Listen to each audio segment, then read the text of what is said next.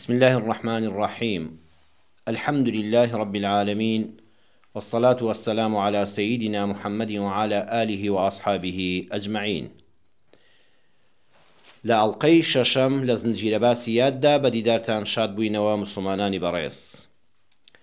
أم جاريان أوي يادي خوم وبريستاني دخموا بريتيا لبابتيكي جرنك کە پەیوەستە بە دین و عەقیدە و بیر و باوەڕمانەوە و پەیوەستە بە ژیانی ڕۆژانەمانەوە، واتە هەم دین و ئیمانمان پێی زیاد دەبێ، هەم لە بواری ژیانی ڕۆژانەشدا بە دڵنیاییەوە دەتوانین سوودی زۆر گەورەی لێ ببینین.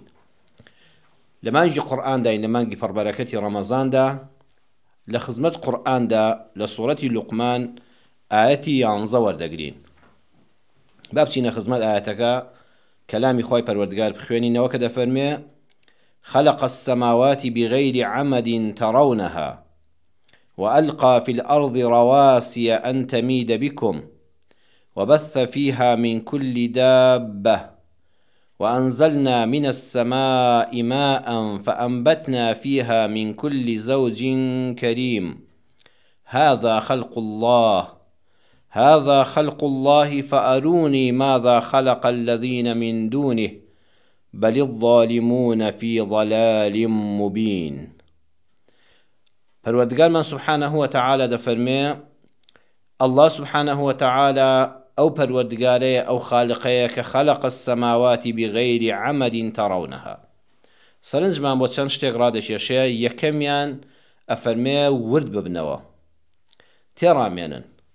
بابەت ئەم جارەمان بریتیە لە وردبوونەوە و تێڕامان لە دروستکراوەکانی خوای پەروەردگار.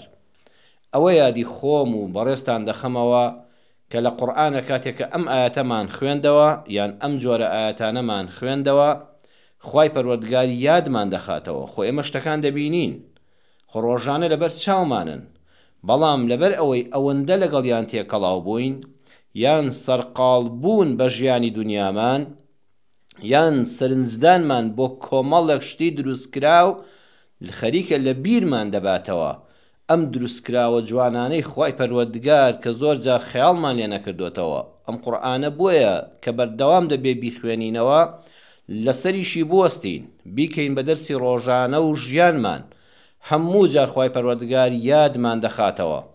دەفەرمێ سەیری ئایەتی ژمارە 11 سوورەتی لوقمان بکەن، خوای پەروەردگار کۆمەڵێ دروستکراوی خۆیمان دەخاتەوە یاد. یەکەمیان خەلق السماوات بغير عمد ترونها.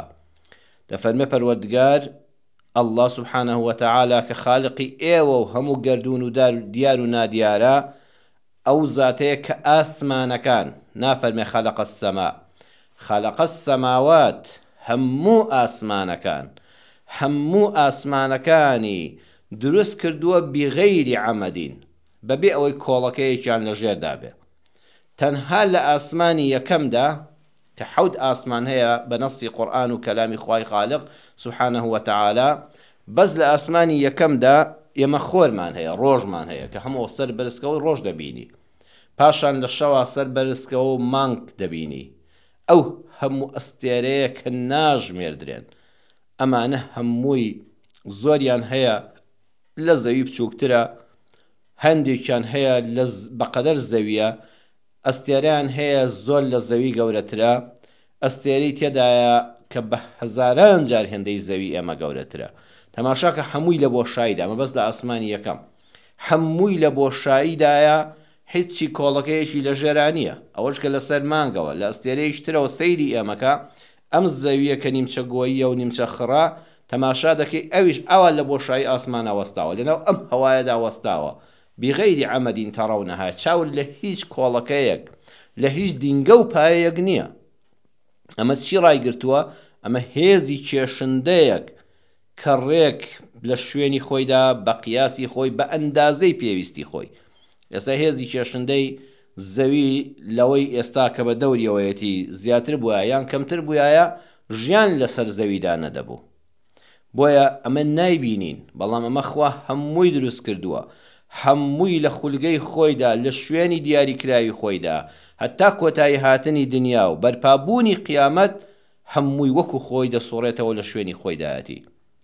بیر بکەوە ئەمە دەکرێت لە خۆیەوە بوو بێ، دەکرێت ئەم هەسارە گەورە لەم بۆشایی ئاسمانەدا ئاوا بەبێ کۆڵەکەیەک بەبێ دینگەیەک ڕاوەستا بێ، سەقفی خانووەکە دیوارەکانی لەژێر لابەی دەکەوێتە سەر زەوی و دەڕوخێ، دوو لا سێ لای لابەی بەلایەکیان ڕاناوەستێ، بەڵام ئەستێرەکەی تۆ هەسارەکەی تۆ کە زەویە ئەو مانگ و خۆر و ئەستێرانەی کە دەیانبینی تەماشاکە هیچی عەمودێک کۆڵەکەیەک ڕاگرێکی نییە، وەستاویشە لەو بۆشای ئاسمانەدا. ئەمە چیت پێ دەڵێ؟ ئەمە پێت دەڵێ ئاگادار بە، یاد بکەوە، بێ ئاگا مەبە لە خوای پەروەردگار، بڵێ سوبحان الله، هەر جارێکەوە سەیری ئەو ئاسمانت کرد، سەیری زەوی خۆتت کرد، بڵێ سوبحان الله، پاکو بێگەردی بۆ الله سبحانه وتعالى، دەسەڵات هەر بۆ تۆیە یا الله، إن الله على كل شيء قدير، خوا توانای هەیە بەسەر هەموو شتێکە. دووەمیان وألقى في الأرض رواسي أن تميد بكم، سەرنجی دووەم سەرنجی شاخەکان بدەن، ئەو شاخانەی کەوا چۆن خێمەیەک لە شوێنێکە دایدەنێ، هەموو خێمەمان بینیوە بە هەندێک گوڵمیخ بە زنجیری درێژ دێنن بە چەکوش دایەکوتنە زەویەکەوە و حەبلی خێمەکەی پێوە دەپێچن بۆ ئەوەی بانەی بە، بۆ ئەوەی بە ملاولادا نەکەوێ و لەنگەر بگرێ. سبحان الله، پەروەردگار شاخەکانی چواندووە بەو گوڵمیخانە، والجیبال ئەوتادا لە شوێنی ترا دەفەرمێ، شاخەکان کراون بە گوڵمێخێکی ئاسن و زەویان پێ لەنگەر گرتووە، ئەم شاخانە بوو نەمایی ئارامی زەوی و نەکەوتنی بە ملاولادا. سێیەم وبث فيها من كل دابة، ئەوەی جوڵندەیە، دابە ما يدب على الأرض، ئەوەی کەوا بەسەر زەویدا لە بچووک و گەورە، لە جوڵندا، لە گیان لەبەر هەیە، هەمووی خوای گەورە لەسەر زەویدا بڵاو کردوێتەوە بێجگە لە مرۆڤ. لەسەر زەویدا هەروەها فیها لە ناو زەویشدا، ئێستا ناو زەوی ئەو هەموو حەشەرات و کرمەک لە ژێر زەویدا هەیە، خۆمان هەندێکمان بینی و هەندێکیشمان لەوە چێ هەر نەبینی بێ. چوارەم وأنزلنا من السماء ماء فأنبتنا فيها من كل زوج كريم، پەروەردگار دەفەرمێت لە ئاسمانەوە بارانمان ناردە خوارەوە، بەهۆی ئەو بارانی ڕەحمەتەوە ئەو هەموو جۆرەها ڕوەک لە جۆرەها ڕوەکی جۆرا و جۆری جوانی سەرنجڕاکێشی ڕازاوە ئەم سەرزەویە بۆتە پارچەیە گوڵ و گوڵزار و گوڵستان و سەوزەگیا، ئەمە هەمووی بەرهەمی بارانی ڕەحمەتی خوای پەروەردگارە کە ئەم زەویە مردووە زیندوو دەکاتەوە و ئەو درەخت و گژ و جیا و گوڵ و گوڵزاری پێ بەرهەم دێ. هذا خلق الله، یادی خوا بکەن، سەرنج بدەن، بیر بکەنەوە، ئەمە دروستکراوی خوایە. ئەو ئاسمانە، ئاسمانەکان، شاخەکان، ئەم سەرزەویە، ئەو گیاندارانە، بارینی باران لە ئاسمانەوە، ڕوانی ئەو هەموو درەخت و گژ و جیا و گوڵ و گوڵزارە، هذا خلق الله، نەڵێ ئەمە سروش خوڵقاندوویەتی، نەڵێ لە خۆیەوە مادە چۆپاڵ مادە و دروست بووە، نەڵێ غەیری ئەڵڵا دەسەڵاتی هەبوو و هاوبەشی خوا هەبووە، هذا خلق الله، ئەمە هەمووی دروستکراوی تەنها کەسێکە کە ئەڵڵایە کە دروستکەر و خالقی من و تۆ و ئەو هەموو شتانە و ئەو هەموو گەردوونەیە. هذا خلق الله، یادی خوا بکە، بزانە و یەقینت هەبێ ئەمە بێجگە لە ئەڵڵا دەسەڵات و هێزی هیچ کەسێک لە دروستکردن و بوونی دانیە. فأروني ماذا خلق الذين من دونه بل الظالمون في ضلال مبين، جا سەرنج بدەن، ورد ببنەوە، یادی خۆتان بکەنەوە، ئەوانەی کەوا غەیری ئەڵڵان، ئەوانەی کە غەیری ئەڵڵان چیان دروست کردووە، بەس پێم بڵێن شتێکم پێ بڵێن دروستیان کرد بێ، بەڕاستی ستەمکاران لە سەر لێشێواویەکی یەکجار ئاشکرادان، کەواتە قورئان پێمان دەفەرمێ گومڕا ئەو کەسەیە ئەڵڵا ناناسێ، گومڕا ئەو کەسەیە جا با شەهادەی دکتۆرای هەبێ، با پرۆفیسۆر بێ، با ڕیز عەشرەتێکی گەورە بێ، با سەرۆک حیزبێکی گەورە بێ، با خۆی بەدەسەڵاتداری هەموو دنیا بزانێ، با خۆی بە زانای زاناکان و مامۆستاکان بزانێ، بەخوا لە گومڕا، نەک گومڕایەکی ئاسایی، گومڕایەکی ئاشکرا و ڕوون، وەکو ڕۆژی ڕووناک ئاشکرایە، ئەو کەسە گومڕایە کە ناڵێ هذا خلق الله، بەخوا ئەمە هەمووی دروستکراوی خوایە، ئەمە هەمووی دەستکردی خودای پەروەردگارە کە لە نەبوونەوە هەمووی دروست کردووە. خوای پەروەردگار باسی ئەم دروستکراوانەمان بۆ دەکا، یادمان دەخاتەوە، خۆی ئێمە ئەوانەمان هەموو بینیوە، کافر و موسڵمان دایان بینێ. ئێمە زنجیرە باسی یاد لەم ئەڵقەی شەشەمدا ئەم دروستکراوانەی خوامان دەخاتەوە یاد کە لە سەرەتاوە عەرزم کردن دەکرێ ئێمە بەهۆی سەرقاڵی ژیانمانەوە بەهۆی گەڕانەوە نەبێ بە قورئانەکە بۆ خزمەت قورئانەکە بە تایبەت لە مانگی پڕبەرەکەتی ڕەمەزاندا وەڵڵاهی بێئاگا دەبین، بێئاگا دەبین و لەم دروستکراوە گرنگانەی خوای پەروەردگار ڕانامێنین کەمایەی ژیانی ئێمەن، ئەم ژیان و بوونەی ئێمە لەم سەرزەویەدا پەیوەستە بەو دروستکراوانەی خوای پەروەردگارەوە. خوا ئێمەی هێندە خۆش دەوێ هەمووی لەبەر خاتری ئێمە لەسەر زەویدا دروست کردووە.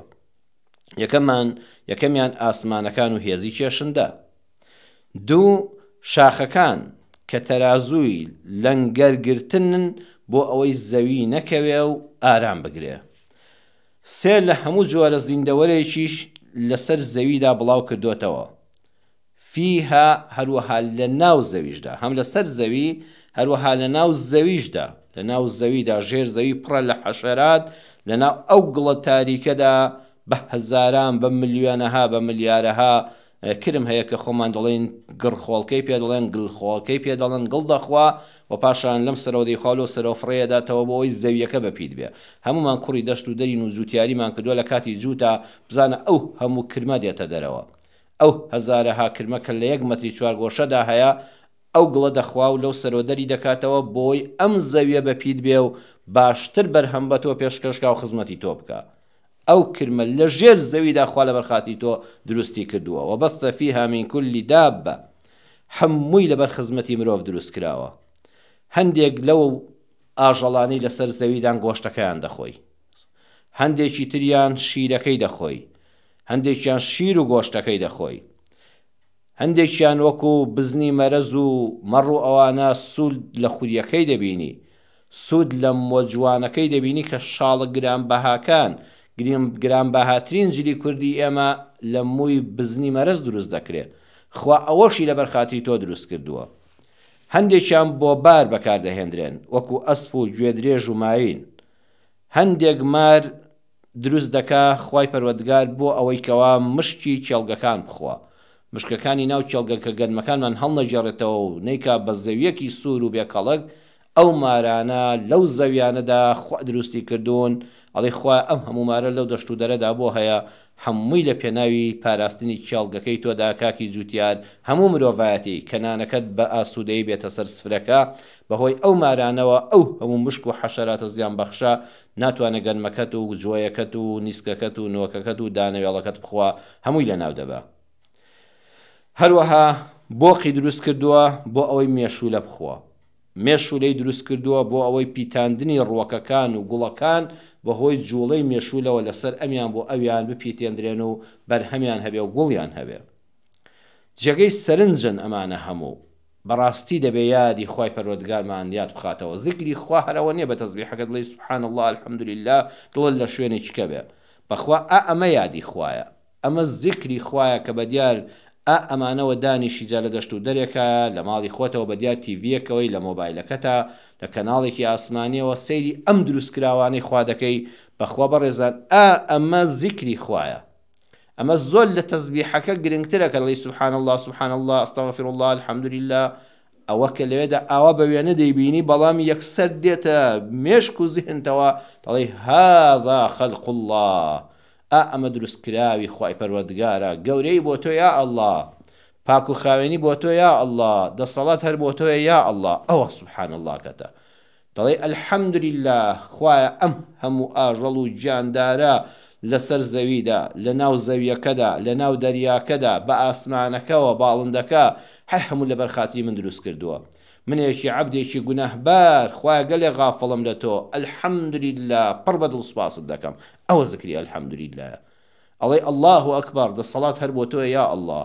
ئەم هەموو مەخلوقات تەنها بە تۆ دروست کراوە، تەنها بە تۆ بەڕێوە دەچێت. دکتۆر مستەفا مەحموود لە بەرنامەی العلم والئیماندا دەڵێ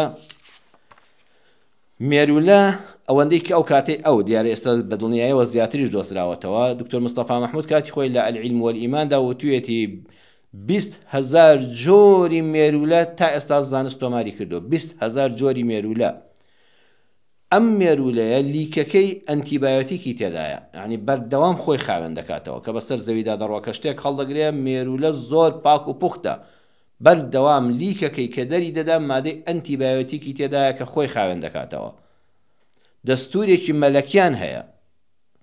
ئەوەتانە شاری مێرولە شارێکی زۆر عەجیبی ئەندازیاریە، خاوەن نیزامن، زمانی لێک حاڵی بوونیان هەیە، سەریان بەیەک دەکەوێت قسە لەگەڵ یەک دەکەن، هەر ئەوە تا یەکێکیان شیرینیەک چەوریەک لە شوێنێک بدۆزێتەوە کە گەڕایەوە ئاماژە بە هەمویان دەکات لە ڕێگە تووشی بدەڵێ ئەوەندەی ترت ماوە لە فڵان شوێنە یەکسە بڕۆ، هەر ئەوە تا یەکیان دۆزیەوە عەرزمکردن هەمویان بۆی دەڕۆن.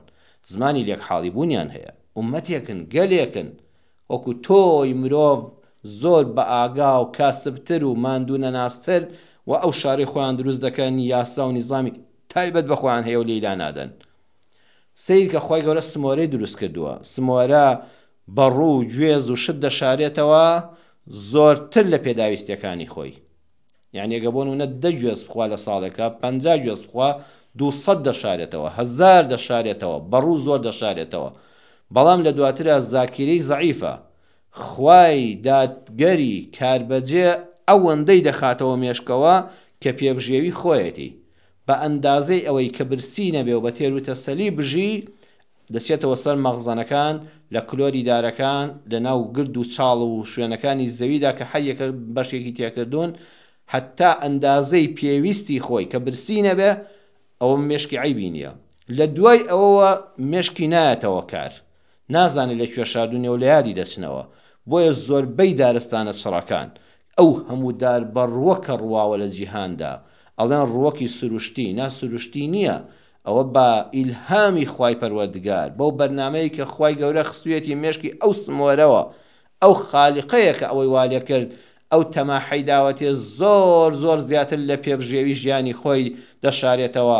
دوای بارانی بەسەرا دەبارێ خستوێتە ژێرگڵەوە، بەڕۆخی خستۆتە ژێرگڵەوە، گوێزەکەی شاردوێتەوە، بارانی بەسەراباری بۆ خۆی دەڕوێ دێتە دەرەوە. ئەو هەموو دارستانە هیچی دەستکاری مرۆڤی تێدا نییە، هەمووی خوای پەروەردگار لە ڕێی ئەو سمۆرەوە بۆ تۆی مرۆڤی دروست کردووە. سەرنج بدەن، ئەمە یادی خوایە. لە زنجیرە باسی یادا با یادی ئەم دروستکراوانەی خوای پەروەردگار بکەینەوە، لەوێەوە یادی پەروەردگاری خۆمان ذاتی ئەڵڵا سوبحانەه وتەعالا بکەین. لە ئادەمیزاد و زۆر گیان لەبەری تردا سەرنج بدەن نێرینە بەتواناترە لە مرۆڤدا بە شێوەیەکی گشتی. دیارە ئافرەت هەیە بەقەدەر چەند پیاو بەهێزە، بەڵام ئەمانە کەمن.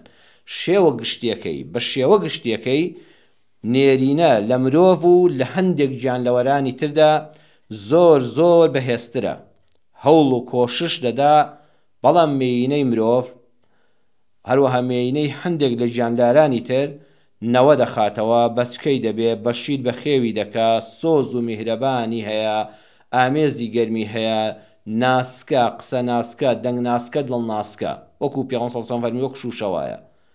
ئەمە لە ناو مرۆڤ و هەندێک لە دروستکراوەکانی تری خوادا. بەڵام مێشولە مێیەکەی خوێن دەمژێ، نێرەکەی شیلەی گوڵ دەمژێ، چاولێ بە پێچەوانەوە.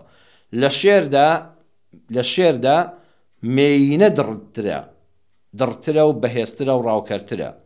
لە هەنگدا مێینە شایە و ئەوانی تر، ئەو شاژنە و ئەوانی تر هەموو لە خزمەتیدان و بە هەمووانیان خزمەتی مەملەکەتەکان و شارەکەی و شانەکەیان دەکەن. لە دوو پشک و جاڵجاڵوەکەدا مێینە نێرینەکە دەخوا، مێینە مێردەکەی خۆی نێرینەکە دەخوا.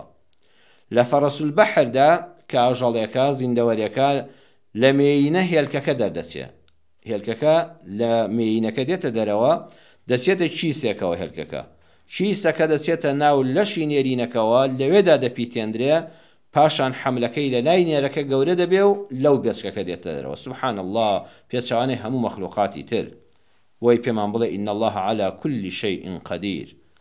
حشتر تا چاوی لە خەڵکی بێ ناچێتە لای مێیەکەی.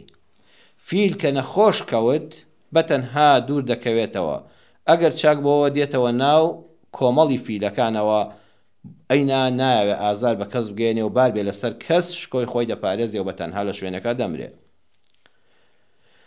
زانایەک هەیە کینیث وەکر، ئەمە لە کتێبی موسوعة الإعجاز القرآني دكتورة نادية طيارة دوو کتێبن بەیەکەوەن لە یەک کتێبان بەرگی 1 و 2 لە بەرگی 2دا لە لاپەڕەی 254دا ئەم زانایە کاتێکە سەفەری ئەفریقای کردووە لەوێ تێڕاماوە لە ژیانی گیانداران.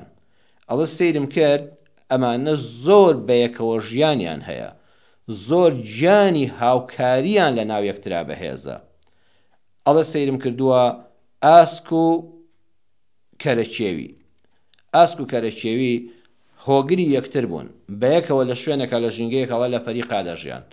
ئەڵە جار هەبووە توانیمە کەرەچێویەکە بگرم، بەڵام قەت ئاسکەکانم بۆ نەدەگیرە، چونکە هەر کە لێیان نزیک دەبمەوە کەرەچێویەکە ئاماژەیەکیەدا ئاسکەکان پێشەوەی من نزیک بمەوە هەڵداهاتن. بۆم دەرکەوت ئەمانە ڕوحی هاوکاری و تەباییان لە نێواندا هەیە. هەروەها زەرافە و فیل. فیل گوێسکەکانی زۆر گەورەیە، هەموو گوێسکەی فیلمان بینیوە. فیل گوێی زۆر زۆر بەهێزە، لە دوورەوە بچووکترین زەبزەبە هەست پێ دەکا، بەڵام چاوی ئەوەندە بەهێز نییە. زەرافە بە پێچەوانەوە چاوی زۆر تیژە، چونکە مری زۆر بەرزە، زۆر دوور دەبینێ، بەڵام گوێیەکانی بچکۆلەیە و گوێیەکانی هەستی بیستنیان کەمە. ئەم دوانە هاتوون لە یەک نزیک بوونەوە بۆ ئەوەی کەوا بەردەوام ئاگایان لە یەکتر بێ. هەر کە لە دەنگێکی زۆر دوورەوە خشپەی پێیەک هات، فیل هەستی پێ دەکا، بەڵام نازانێ ئەوە چییە، نازانێت چەند دوورە. زەرافەی ملبەرز فیلەکە ئاگاداری دەکاتەوە دەنگێک هەیە، ملبەرز دەکاتەوە بە چاوەتیژەکانی دەڕوانێ، یەکسەر ئاگاداریان دەکاتەوە، دەڵێ من زووتر ڕادەکەم ئەی فیل تۆ خەوت ڕزگارکە. بەم شێوەیە ئەم هاوکاری تەعاونە لە بینی زەرافە و فیلدا هەیە. تخوا ئەمانە لە لە خوێندنگایەک، لە زانکۆیەک، لە مەحەدێک، لە پەیمانگایەک خوێندویانە، هەمووی خوای پەروەردگاری خالق سەرپەرشتیان دەکات. ئەو سۆز و خۆشەویستی خستۆتە نێوانی دووشتی جیاوازەوە کە زەرافە و فیلە. هەروەها لەوێدا دەڵێ کەرکەدەن باڵندەیەکی بچووک هەیە، ئەچێتە سەر پشتی، ئەچێتە سەر پشتی بە دەنووک ئەو مێر و کرمانەی کەوا دەچنە ناو پێستەکەیەوە و ناو تووکەکەیەوە بە دەنووک هەمووی دەخواواتە خۆراکی خۆی مەزبوطە، ئەم خۆی پاک و خاوێنی بۆ نەپارێزراوە، لە زەوی پیس داکەوتووە. ئەو کرم و حەشەرە پیسانەی کە ئازاری دەدەن و خولوو بەلەشی دەگەێنن ئەم تەیرە دێ هەموویان دەخوا. و پاشانیش کاتێک کەرکەدەن خەریکی ئیشی خۆیەتی، خەریکی خواردنی خۆیەتی، بێ ئاگا دەبێت تەمبەڵە حەد مەترسیەک لە دوورەوە دیار بێ، ئەو کەرکەدە ئەو باڵندەیە چەندە نووشێک لە تەپڵی سەری دەدا و بە ئاگای دێنێتەوە، ئەڵە ڕاکە لێرە دوورکەوە مەترسی لەسەرە. بەم شێوەیە ئەم دوانە هەردووشیان بوونە هاوکارێکی زۆر جوانی بەیەک. جا ئەم زانایە ئەم کینیث وەکرە دەڵێ دەمبینی کاتێک کە دەنووشی لەسەری دەدا دەیگو مەترسی هەیە، شتێک بەرەو ئێرە دێ، ڕندەیەک دێ بتخوا، مرۆڤێک نزیک دەبێتەوە، دەنووشی لەسەری کەرکەدەکردنەکە دەدا و ئەویش یەکسەر ڕای دەکرد. ئەڵێ لەو کاتەدا بینیم لەگەڵ هەڵبەز و دابەزی کەرکەدەنەکەدا ئەم باڵندەیەش لەسەر پشتی وەکو سواری وڵاخێک بوو بێ، هەڵبەز و دابەزی خۆی دەکرد و چێژی خۆی دەبینی و خواردنی خۆی دەخوارد و لەسەر پشتی هەڵنەدەفڕی. ئەمە هەمووی ڕوحی هاوکاریە، بەیەکەون، هەمویان بەیەکەون. پەروەردگار دیقەت بدەن بەڕێزان، دەفەرمێ ئەمانم هەموو بۆ ئێوە دروست کردووە. جا ئەم دەرسی تێڕامانە یادکردنەوەی خوای پەروەردگار لە ڕێی دروستکراوەکانەوە ئیمانت زیاد دەکات. بەخوای ئینسان کە بیری لەم شتانە کردەوە بە ئەندازەی چەند شەو نوێژ ئیمانت زیاد دەکات، بە ئەندازەی چەند ڕۆژووی سونەت زیاتر ئیمانت زیاد دەکات، چونکە دڵی هذا خەلق الله، ئەمە هەمووی دروستکراوی خوای پەروەردگارە، هەمووی دروستکراوی خوای پەروەردگارە، پاک و خاوێنی بۆ تۆ. ئەمجا سوبحان الله کەت باش لێ حاڵی دەبی، ئەمجا الحەمدولله کەت باش لێ حاڵی دەبی، ئەمجا لە ناخی دڵەوە دەڵی الله ئەکبەر، خوای هێز هەر بۆ تۆیە، گەورەی هەر بۆ تۆیە، هەر شایانی تۆیە، تۆ لە هەموو گەوران و بەدەسەڵاتداران گەورەتری. ئەم بابەتانە خەریکە لە یادمان دەچنەوە. لە مانگی ڕەمەزانە بەڕێزان کات بۆ خۆتان دانێن، با بەتەنها بین، هەر لە شاشەی مۆبایلەکەتەوە کە ئەو هەموو شتە بێخێری تێدا دەبینی، بیخە سەر فیلمێکی حیوانات، ژیانی ئاژەڵێک، چەندەها مەوسوعە و کتێب هەیە لەسەر ئەمانە، چەندەها گۆڤاری زانستی هەیە. بەڕێزان ئەمانە هەموو دینن، ئەمانە هەموو تەفسیری قورئانن. کە تۆ ئەمە دەخوێنیەوە یعنی تەفسیری قورئان دەخوێنیەوە مانای قورئان دەخوێنیەوە کە قورئان یادت دەخاتەوە تۆش بە زانستیانە سەیری کە و زیاتر گەورەی خوات بۆ دەردەکەوێت پاشان دەرسی ژیانمان دەداتێ توخوا پێمان دەڵێ حەیف نییە تۆ وەکو باران نەبی ئەها ئەو زەویە مردووانە بەهۆی بارانەوە زیندوو دەبنەوە تخوا حەیف نییە تۆ وەکو باران نەبی ئای چەند جوانە کەسانی بەڕێزی وەکو جەنابتان ئینشاءڵڵا منیش و ئێوەش لەوانە بین دەچنە هەر شوێنێک خەڵکەکەی وەکو مردووی لێ هاتووە مەدیسەکە وەکو مردوو وایە وەکو تازیەبار وایە هەمووی دڵناڕەحەتە کە دەچێتە ئەو شوێنە دەڵی بارانی ڕەحمەتە هەموو خەڵک دڵی خۆش دەبێ هەموو فەرەحیان بە دڵادێ هەموو زەردەخەنە دەچێتە سەر لێویان هەموو مشکیلەکانیان حەل دەبن ئیسلام دەفەرمێ یادی خوا ئەوەیە تۆ بارانت بینی هەر بیر مەکەوە وەڵا سەدەکان پڕ دەبن کەەوە نیعمەتی خوایە هەر بیر مەکەوە گەنمەکەمان بۆ دەڕوێکەوە خەڵاتی خوایە بیر بکەوە با منیش باران بم بۆ دڵە مردووەکان چەند جوانە بەهۆی تۆ خەڵکێک لەم ڕەمەزانەدا بەرەو خوا بێ یەک کەس بەرەو مزگەوت بێنی زۆرە ببە بارانی ڕەحمەت بۆ دڵی مردوو بۆ دڵی خەمبار توخوا ئەو ئاژەڵانە ئاوا پێویستیان بە یەکەوە یارمەتی یەکتر دەدەن گیانی هاوکاری و تەباییان لە نێواندا یەکتری دەپارێزن توخوا ئێمەی مرۆڤ حەیف نییە دەرسیان لێ وەرنەگرین ڕوحی هاوکاری و گیانی هاوکاری لە نێوانماندا نەبێ ئێمەش ئاوا هاوکاری یەکتر بین بەخوا هەمومان پێویستیمان بە یەکترە واللهی هەمومان پێویستیمان بە یەکترە من کارێکم پێ دەکرێ بەڵام کارەکەی ترم پێ ناکرێ من بەهرەمەندم لە کارێکە تۆ بەهرەمەندی لە کارێکە بەهرەی تۆ بەهرەی من بەهرەی ئەم کاکەم بەهرەی ئەو برایەم بە هەمومان بیخەینە پاڵ یەک بزانە چەند ژیانێکی بەختەوەرمان دەبێ کات دروستکراوەکانی خوا دەبینی وەکو عەقیدە و دین و ئیمانەکەت پێ بەرز دەبێتەوە الحەمدولله فێری دەرسی ژیانیش دەبی وەیە کاتێک وتارەکانی ئێمە تەنها وتاری ئەوە نیە ئاینی بێ